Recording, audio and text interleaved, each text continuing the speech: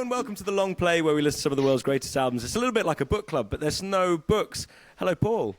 Hey, Tom. Happy Christmas. Happy Christmas. Yeah. Tom did not have a Christmas jumper for us, so he's had to wear his Santa hat. No. Great. And we're now joined by some friends of ours and soon to be friends of yours, the Heathen and The Holy, Tom and Fred. How's it going, guys? Great. Thanks for having us. Great. Thanks for having us, Figgy.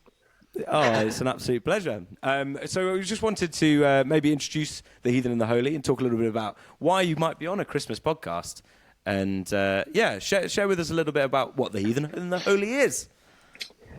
Fred and I, we used to be in a band together a very long time ago. And as that band was kind of coming to a close, not that we knew at the time, I don't think, but one very bored Christmas, we decided it'd be quite fun just to have a crack at a Christmas song. Because we'd never really done it in this band we were in called Noah and the Whale. And we'd never, I think we'd done one song in 10 years, one Christmas song. We hadn't really tested our metal at it.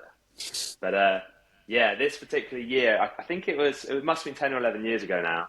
We, just made a song, more kind of for friends and family, something silly, something irreverent. Did it in our bedroom. And, did it in my bedroom, yeah. I think you said, Fred, you did it in our bedroom then, which I'm a little bit concerned about. I mean, we're close, but we're not that close. Yeah. What goes on tour stays on tour. But yeah, we made this song, and the thing, and something that became almost traditional was our sort of ridiculous. We'd start with a very basic idea, like a folk song or whatever, and then naturally we just throw the kitchen sink at it, and next thing you know, we have this huge, burgeoning production. And the first song was indicative of that because we actually went on to crowdfund a music video for it and spent a lot of money that we did not have. But it's a sensational video. It's very good. It's an incredible video. And the link will be in the description of the podcast. Oh, fantastic. So people will be able to watch it. Yeah, I guess in the back of, I don't know if it's true, if Fred will have to test this, but in the back of my mind, I was always thinking, like, you make a good Christmas song and it stands the test of time. So it was like, just about doing it, like, going the full lengths just to make it happen. Film the ridiculous video, but it will always be there as like a little timepiece that even if no one else sees it and then no one else cares, we can sort of reflect on it and it can be a nice little capture of a moment in our lives. I really like that kind of idea going into it, but what did you make of it all, Fred? That's exactly what it is now. Yeah, it's a wonderful capture of a time when we were all living in Kennington. You were living just around the corner from where I am now. We used to go to the Ship pub every night, and we used to play there and do the pub quiz. And so we shot the video in the Ship pub, which Tom lived over the road from. And it's a wonderful, sort of memento of that time, isn't it? All the characters that are in it. That was family and friends, yeah. Yeah, all our family were in it and our friends. And, that was going to be that. And then the next year came around, and then we did it again. And then it's now been 11 years, and we've made a song every year. Some of them with videos, all gold. Some of them without videos. So it's become an annual tradition now. Everyone we can't not do it. And so last year was our 10th anniversary. So we released all of the songs up to that time on a vinyl album called Christmas Glory. Oh, Yeah, hold on there. We have a copy for the... That's amazing, isn't it? So the long play, obviously we've now done 10, I think, and I've been buying the vinyl for each one. And also, I have a copy of the album. Oh, you do? Fantastic. Oh, great. That's right. So it's a lovely thing to do, to make a physical product. It's a beautiful record with the snowflake design, and all the artwork was great. And then we sort of rather indulgently revisited that first song we wrote 10 years ago last year, and Tom did a completely ridiculous, overblown orchestral arrangement, and we recorded this 80-piece orchestra in Budapest remotely. And if you listen, so the last track on there is the orchestral version of our very first song that is completely over the top and fabulous. In the true Christmas spirit, we have to do it. And so, so there's been 11 years. Why did the videos stop? Where are they? Where are the irreverent videos? Just well, the problem they cost is, too much. well, also our director Dan Montenarini, who directed our Christmas videos, it was absolutely fantastic director. He then became a homicide detective, and so he's out of the True game story. of true story. So we met up with him, and he'd completely changed career during COVID. He'd retrained as a detective, and now he's out solving murders for the Met Police. So he wasn't available to make any more videos. We asked him. He said, "Sorry, guys, Actually, true. it's just a true story." So, so until we find another director willing to put in the amount of love and time that Dan did to make those videos so good, we're kind of we've redirected that energy into our live shows. So last year we did our first ever live show where we played all the songs live in a church, and we had an incredible band, and people came, and including yourself, Tom Figgins, who were magnificent. And so we're doing that again this year. So yeah, the energy that used to go into the videos is now going into an all-out Christmas live extravaganza. Because we finally got enough songs to actually play a show. That's the point. Yeah, Yes, we can exactly. just about put a set list together now. We've got 10 songs. And maybe this is a shout out to any listeners who might want to direct your music videos to reach out to the Heathen and the Holy. Homicide detectives who want to change a career. Change career. Yeah, absolutely, yeah. Into it. And then the live show is this Friday, is that right? It's this Saturday. It's coming This up on Saturday. Saturday. Saturday the 7th. 7th of December. Yeah. Is this going out before then? We'll make sure it does. It depends very much on Figgy's editing skills, but yes, that's the intention. So great. I've got a week off do this come week, down. so I'll cram it with work. So good. Yeah, it's going to be a similar. Like we've got an amazing band. We've got I think there are going to be 9 of us musicians on stage, which is awesome. And we've got a dear family friend of mine, a guy called Noel Tredinnick, very aptly named Noel Tredinnick, to play the organ in the church for the carols. So yeah, it's going to be pretty special. It's a magnificent organ, yeah. It's going to be good. Yeah. Fantastic. And there'll be plenty of booze and mince pies as well, for good measure. Well, I'm going to be driving back afterwards, so I mean, you can have mince pies. I'm gutted. I don't like them. I mean, this is very anti-Christmas, but I don't like a mince pie. What? Mate. Sorry. I'm hanging up now, that's it. He's out the band. I'm sorry. I'm just not wild on a mince pie. Really? But I don't really like sweet things in general. What's your take on mulled wine? Oh, I like a mulled wine. I had some mulled wine last night, in fact. Good man.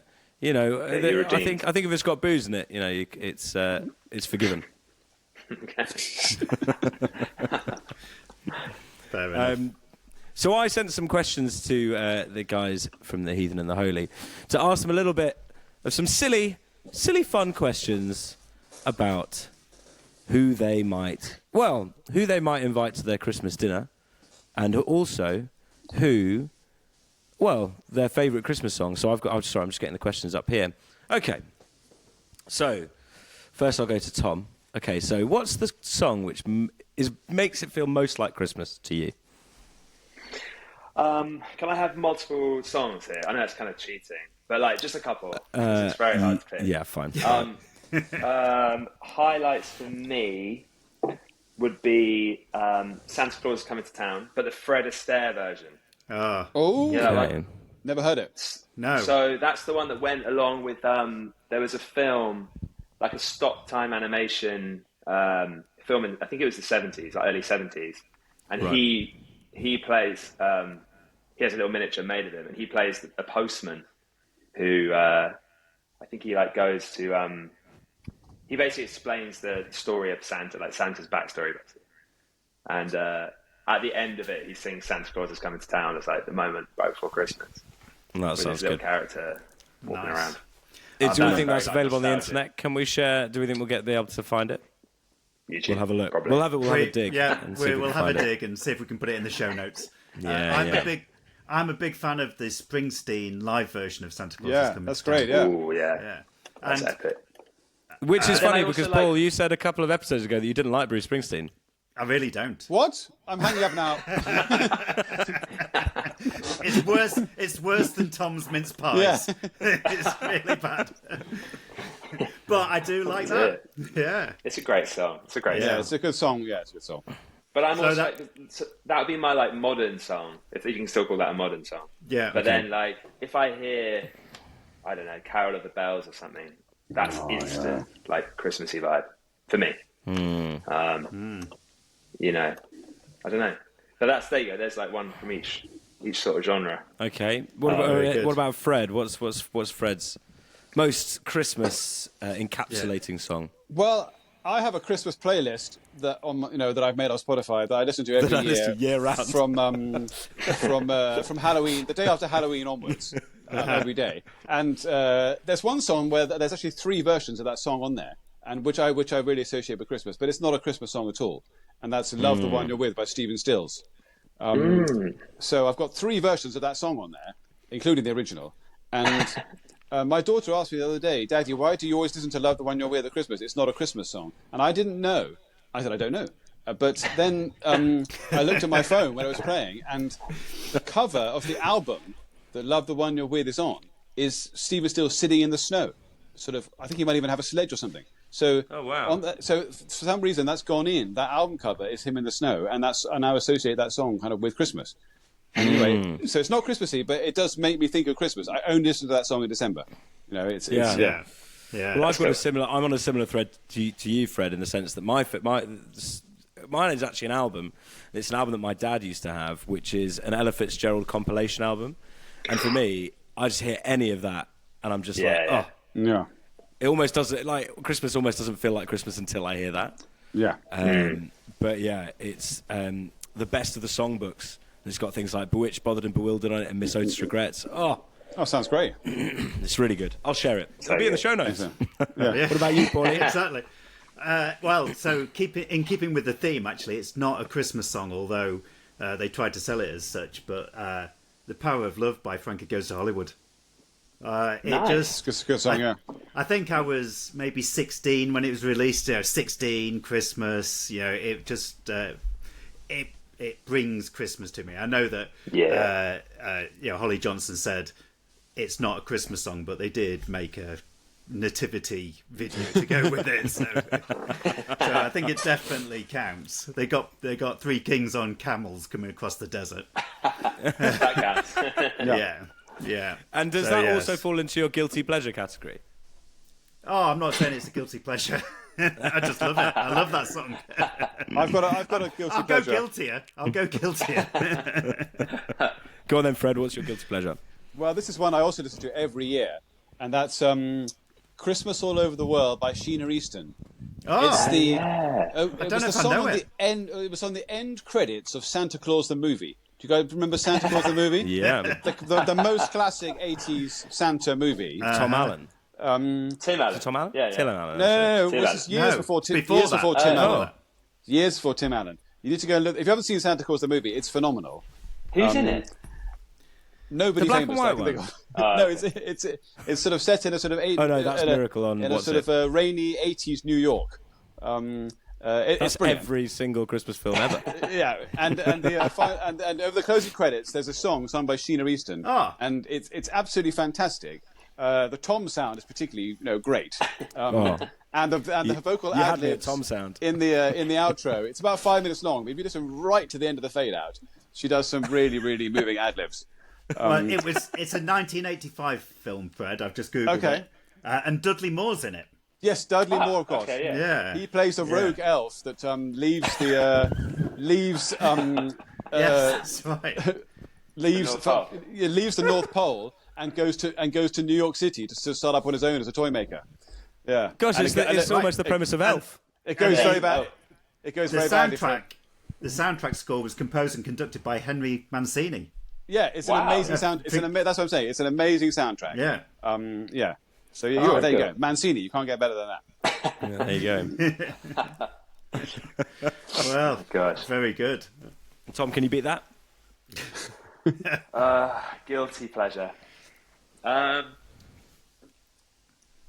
from our own modern songs, I do think the Darkness is hard to beat. Oh yeah. It's become a staple. It's good. Yeah. Even if it was the most tongue-in-cheek Christmas song of all time. Yeah. No, that was the last great Christmas song. There's not been another one since then, is there? Yeah. And no other songs with a male appendage in the title. Yeah, exactly. No, that's I absolutely brilliant. love The Darkness. So good. Yeah. Yeah, that's probably quite a guilty pleasure. Yeah, it's good. And Paul? Well, I think when my kids were growing up, they'd always have a favourite Christmas song, and they'd always ask me what my favourite one was. So you choose it one year, and then you're stuck with it for the rest of your life, aren't you? So it's Christmas Wrapping by the Waitresses. That was on the radio this morning. What's your favourite Christmas song? It's great. That's what I'm morally obliged to say. It's a great song. I really like it. That is a good track. Yeah, it's good. Yeah, It's probably got the loosest vocals I've ever heard on any popular music song ever. Like, it's literally it's like they wrote all the words down and then went, right, let's go, and just went, we're going to fit all these words into. It's bonkers, but I absolutely love it. It's great. Yeah. Mine is A Spaceman Came Travelling by Christa Berg. Oh yeah. Oh, I don't know. You don't know it? No, I don't think so. Oh my god! It's got one of the most iconic hooks ever. Sing it, Figgy. I'm not singing it. You've got a mic. Come on, you got the mic right there. We had a big issue with the whole microphone thing, so it's not working. It wouldn't stop you from singing, Tom. Just turn the reverb up and blast it out. And that moves me on to my next segment. We'll get the band to learn it before the show on Saturday. Yeah. And that's how your guilty pleasures come to haunt you. Yeah. And what about as a musician, what's the undisputed best Christmas song? May not be a favourite. I've got a clear contender. I was actually talking to Fred about this when we were doing our rehearsals for the show on Saturday, and because we've always tried to crowbar in as many musical modulations and key changes into a single. I'm going to be learning song. the guitar parts for the weekend. I know. Yeah, sorry about that.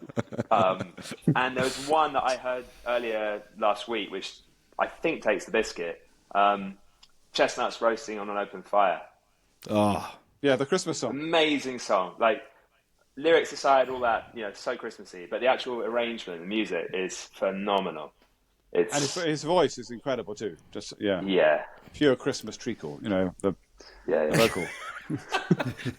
What I think as well is in this sort of the way this kind of segment's going to pan out is like that's the gauntlet throw down, and now Fred, can you beat it and argue that it's better? Well, I say the greatest Christmas song of all time is Fairy Tale of New York. It can't really be beaten. It's an incredible song, incredible lyric, amazing arrangement, production, everything. And it still moves me to this day whenever it comes on. It's very good. It's very, very good. Paul, can you beat that? You guys? I think I noted down about 8 different tracks for it's hard. Yeah, I think I'm down to 2. Well, maybe I Believe in Father Christmas by Greg Lake. I love that's great. Song. Yeah, we love that one. Yeah. Yeah. Oh yeah, it's strong.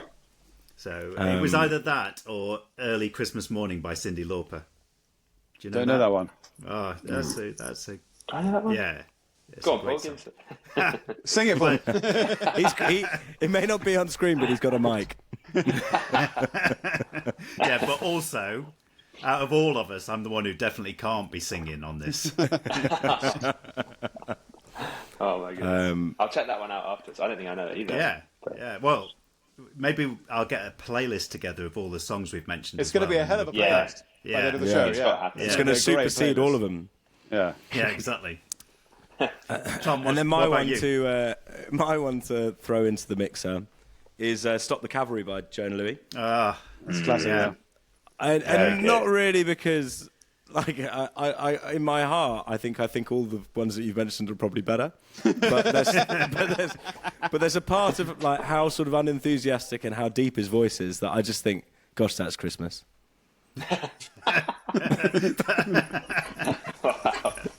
Do you know what I mean? That's dark. And I mean, it's and a brass band. I mean, I'm a sucker for a brass band at Christmas. Brass band any time. Really. So good.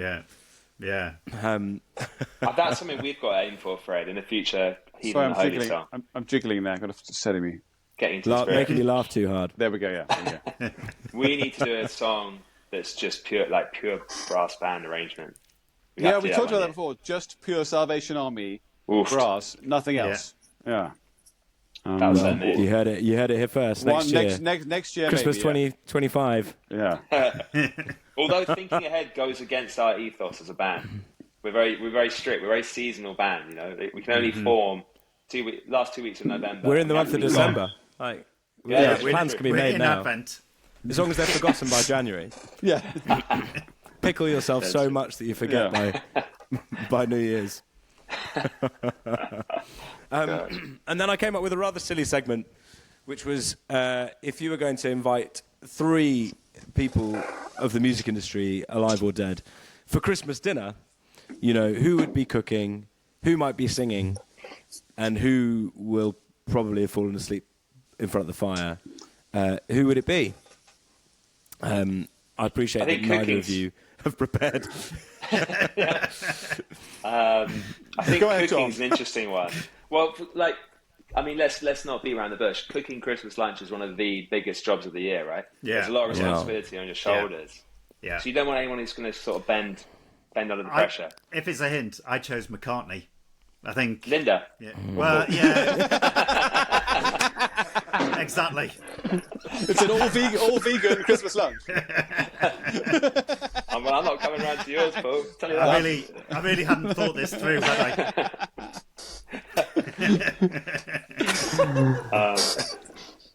What about It's gold.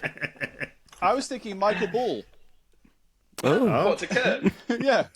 I think, What's your rationale? He looks like he enjoys his food, which probably means, I reckon he's a dab hand in the kitchen. That's a big shout. I don't think Mrs. Ball gets much of a look in, or the other Mr. Ball or whatever, whoever it is. I think, I reckon he puts the penny on at Christmas and does the turkey. That's a good shout. Or you go for one of those like musicians who's become a chef. That's an obvious one, right? Like, can you name any? Yes, I can. Khalees. Oh, yeah. Yeah. She started a restaurant. Yeah. She did. She did. As an entrepreneur or as a chef? As an entrepreneur. Does he taste stuff or does he cook it? Snoop? Yeah. Wait, who? Oh, Snoop. Snoop Dogg. Snoop Dogg's got his own cooking show. Actually, Snoop's a good shout. I think he'd be good, actually, yeah. Also, I bought for my niece Coolio's cooking book. Coolio, yeah, exactly. Yeah, it's real. All of these references are now coming thick and fast. I mean, I challenged you, Finny. Sorry. Coolio's my choice. I've changed my mind. Coolio's quite good, actually. Yeah. See, I said I thought Paloma Faith because she's been on Celebrity Bake Off. That's fabulous. That's just too logical, Figgy. That's just like baking's baking. Everything's baking, isn't it? It's just sticking stuff in the oven and hoping. Well, you also don't want any musician who's going to be too sauced before they actually put the penny on and like makes a mess of it, or it like drags out, like takes too long to get to the table. I fear Coolio could fall into that category. Out of interest, what time do you guys eat Christmas lunch? Like, what's your sort of 5? What do you aim for? 5? Yeah, about 5. Serious? I reckon. Yeah. 5. Wow. More like a 2 o'clock. Yeah, I'm with you, Paul. Yeah. Get it done. Well, it's an aim for 2, and then it doesn't actually happen until 4:30. That's what always happens. Yeah. Fair enough. After numerous disasters in the kitchen, it ends up being 5 o'clock. Absolutely. Are you cooking this year, Fred? No, I don't even know what we're having because I'm vegetarian. So it's kind of there's no set vegetarian. I do need Linda McCartney about Linda McCartney, yeah. So it can be something different every year, which is exciting. That's pretty good. It's pretty good. Did have an incredible nut roast once. I don't really like nut roasts, but I've had one good one in my life, and it was incredible. And it was on Christmas Day. I cut that bit out of Christmas. That was pretty boring.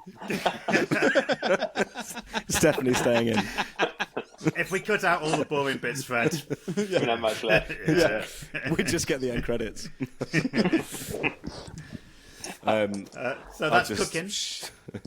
Cooking. Tom, yes. who? And what's the other question? And who might be singing? Singing. So this is singing at the end of the meal when everyone's like pretty full. Oh, yeah, or yeah. Or just impromptu, just gets up and Yeah, just someone you go like, oh, why don't you sing us a song? And nice. I think maybe it's got to be someone who probably isn't particularly associated with Christmas. I mean, I'd love to hear Tom Waits do a bunch of different Christmas songs. He's never done a Christmas album. Probably Imagine you're at a party and he sits down at the old upright piano and does, any number of classic Christmas, tunes. He could croon those Dean Martin and Frank tunes, brilliantly. After a few drinks on Christmas Day. I think he'd be great. That'd be good. I like that idea of just like a piano and people go and sit down and play. I'd go for like really old school. I'd go a bit more light-hearted. I'd go for like Flanders and Swan. In the spirit of the Heathen and the Holy. Yeah, absolutely. Like a little comic light Christmas number at the end. Nice. Nothing too David heavy. Brent would probably be good for singing on Christmas Day. David Brent would be Yeah. good. What about you, Paul? Got anything? Well, I think if Coolio's cooking, maybe Mary J. Blige is. It's a hip hop Christmas at Paul's house. Exactly. That's literally Paul would want nothing more. Yeah. My Christmas is made. Yeah. And then after all the festivities, who would be asleep in front of the fire? Michael Ball. I think it's cooking. I mean, we all know that cooking Christmas lunch is hard work. So yeah, it is. Fair dues.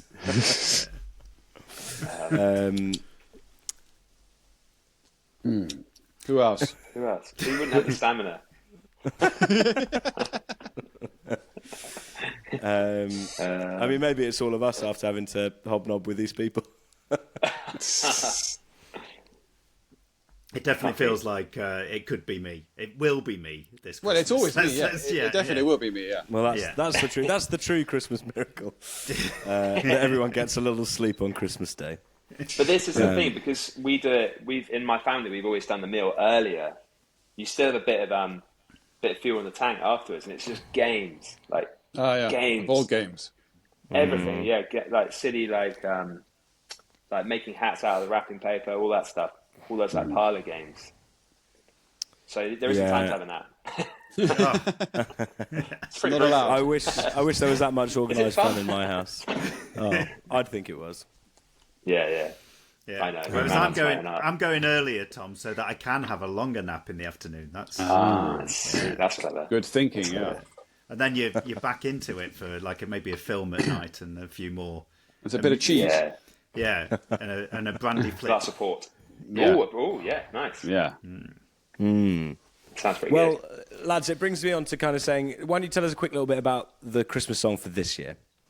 Yeah, this year we've got the song this year is called "The Heavenly Host." We don't have an exact release date yet, but it'll be in the next week or two, hopefully. And the theme this year is quite simple, really. It's if you want to feel Christmassy, the best and quickest way you're going to get there is by singing. Whether that's singing a carol or, singing drunkenly with friends in a pub. Whatever it is, that will... If you find it hard to get in the spirit of things, that is a guaranteed success. Like, just to sing a song and you'll be there. Nice. Yeah, the power of communal singing. Yeah. And if you're in London, come and do it on Saturday the 7th at Sir James's in Clerkenwell. Yeah, we'll all be doing it. Communal singing, young and old, Tiny Tim, the Heathen and the Holy, the Lofty and the Lowly. We'll all be there singing our hearts out for Christmas. I can't believe you call Figgy Tiny Tim. It's My name's Tom. We've known each other for years. Oh, goodness. But lads, it's been an absolute pleasure to have you on. It's really nice to do our first little fun festive special. Maybe we'll get you guys on to chat about something serious as well at some point, because you're... We can do that too. Yeah, we can. This was very serious, Tom. Yes. But it's been a real pleasure. So you can find us on Instagram at The Long Play Pod, or also you can sign up to our Substack, which is, Paul, remind me? thelongplaypod.substack.com. Yeah, where Paul will send out mid-month missives for December's episode. and we'll also send out a little link about this one going on and some of the links to the guys' stuff. And yeah, it's been a pleasure, guys. So thanks for joining us. All the links will be in the show notes. You. Oh, thank you so much for Thanks, having us. everybody. Cheers. Cheers. Take care. Merry Christmas to you too. Merry Merry Christmas. Christmas. Merry Christmas.